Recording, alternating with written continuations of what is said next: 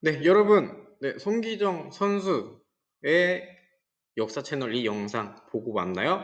네, 마음이 참 아픈 이야기이면서도 우리가 어떤 마음으로 앞으로 지내야 할까에 대한 또 느낀 점도 있게 되는 그런 영상이었는데, 지금 만약에 구글 클래스룸으로 들어왔다면은 미리 알고 있었겠지만 완료를 표시 먼저 꾹 눌러 주셔야 되는 거 알죠?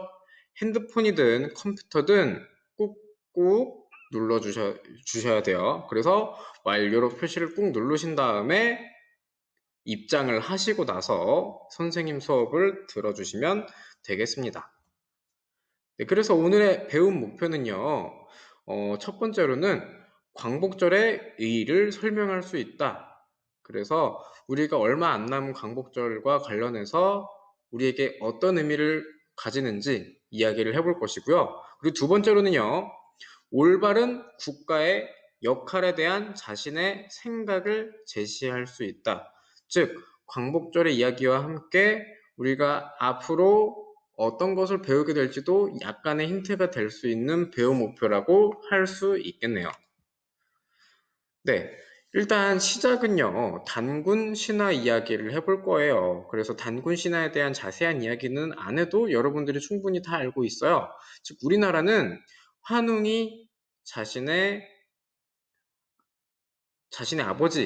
아버지로부터 저는 여기로 내려갈 거예요. 그 여기가 바로 한반도였어요. 그래서 내려와서 곰과 호랑이가 사람이 되고 싶다고 찾아와. 이렇게 그 이야기가 이어져서 곰은 여자가 되어 환웅과 결혼해 아들인 단군왕검을 낳아. 단군왕검은 우리나라의 최초의 나라, 우리 민족의 최초의 나라인 맞아요. 고조선을 세웠다. 그래서 아름다운 이 땅의 금수강산에 단군 할아버지가 터를 잡으셔서 여기 한반도에 계속 이렇게 자리를 지켜왔죠. 그런데 네, 어느 순간에 잠시 정말 우리가 잊어서는 안 되면서도 마음 아픈 시간이 있었죠. 네, 이 왼쪽에 있는 사진은요, 실제 여고생들이, 고등학생, 여학생들이 이제 조선인이지만 일본 국기를 들고 일본의 고인을 묻어둔, 고인을 모셔두는 신사에 가서 신사참배를 하는 그런 시기, 즉 36년 동안의 일제강점기가 있었습니다. 즉 조선인이지만 일본어로 자신의 이름을 불리우고요. 그리고 일본어를 학교에서 배우고 일본의 국기를 들어야 했던 아픈 시간이었어요. 하지만 우리가 온전하게 지금 선생님도 한글로 얘기하고 그리고 한반도 안에서 한국인으로서 살 수 있었던 것은 바로 대한 독립 만세, 즉 광복절이 있었기 때문이에요.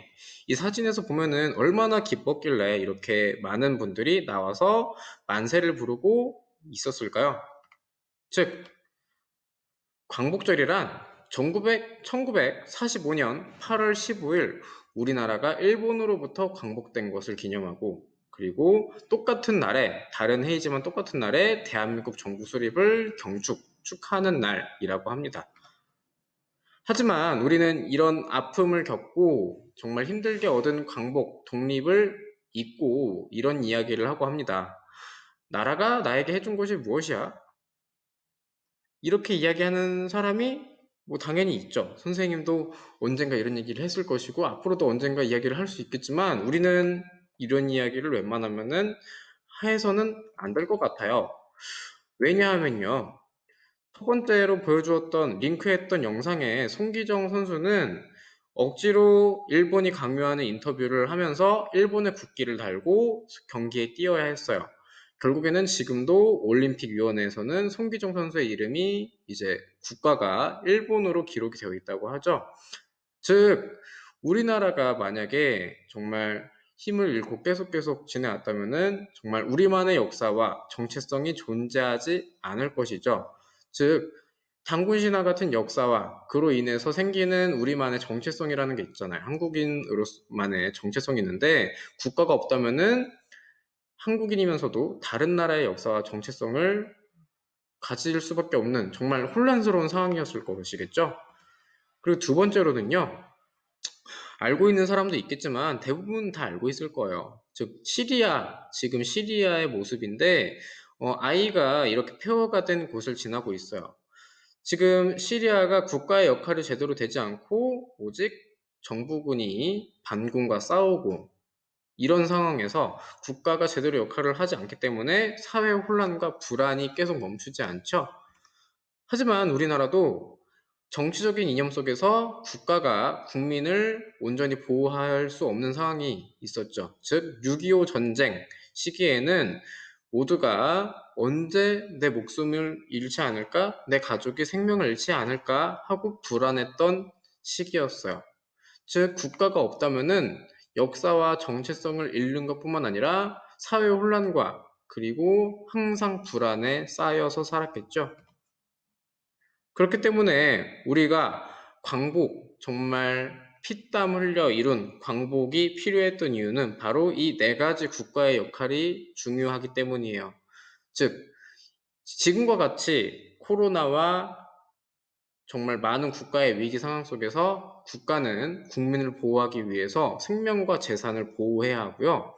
그리고 두 번째로는 갈등 조절이라고 해서 우리가 원자력 발전이 저번 학기에도 배웠지만 원자력 발전이 정말 장점도 있지만 단점도 매우 많았었죠. 그로 인해서 실제로 나라에서 일반 국민들을 상대로 시민 배심원단을 조사해서 의견을 모으는 시간을 가졌었대요. 즉, 원자력을 계속 유지할 것이냐 말 것이냐, 그래서 갈등을 조절하는 것도 국가의 역할일 수 있고요. 그리고 모든 국민이 남녀노소 성별을 가리지 않고 모두 다 인간다운 삶을 누리기 위해서 이러한 복지 정책을 실시하는 것, 그리고 복지 정책을 우리에게 조금 더 인간다운 삶을 누릴 수 있도록 발전시키는 것 또한 국가의 역할일 수 있겠고요. 그리고 대한민국이라는 국가가 있기 때문에 유엔과 같이 세계적으로 인류의 문제에 공동 대응하는 곳에서 우리가 제 역할을 할 수 있다는 것이에요. 즉, 이러한 네 가지 역할을 완벽하진 않아도 최대한으로 할 수 있도록 노력할 수 있는 것은 결국에는 우리나라가 광복을 했고, 그리고 정부를 제대로 수립했던 광복절이 있었기 때문에 가능했던 것이겠죠. 그리고 우리가 또 기억해야 할 것은 광복절이 있기 이전에 수많은 독립운동가 분들께서 피땀 흘려 자신을 희생해가면서 이루어내었던 광복이라는 것을 잊어서는 안 될 것이에요. 그리고 그분들의 희생정신을 기억을 해서 나라가 해준 게 무엇이냐라는 이야기를 하기 전에 이분들이 어떤 마음으로 나라를 되찾기 위해 노력을 했을까? 그리고 그들이 바라고자 했던 국가의 역할은 무엇이었을까? 생각을 해볼 수 있었으면 좋겠어요. 그래서 그분들이 바랬던 국가의 모습은 무엇이었을지 어느 정도 알 수 있는 것이 바로 1919년에 3월 1일에 탑골 공원에서의 독립선언서 낭독, 그 모습을 선생님이 한번 가지고 와봤어요.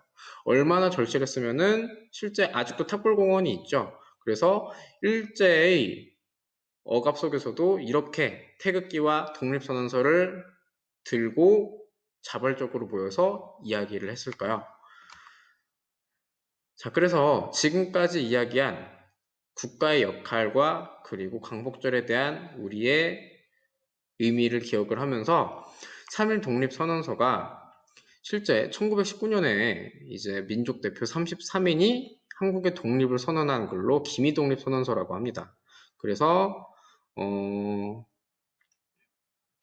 이러한 독립의 당위성을 밝히고 그리고 독립국으로서의 조선과 자주민으로서의 조선인을 선언했던 그 내용을 선생님이 구글 설문에다가 조금이나마 담아 놓았어요. 그래서 첫 번째로 시청했던 손기정 선수의 영상, 그리고 지금 선생님의 수업 영상과 그리고 구글 설문에 있는 자료들을 천천히 읽어서 독립을 위해 발휘한 독립운동가 선생님들의 희생정신을 기억하며 구글 설문으로 바로 갑시다.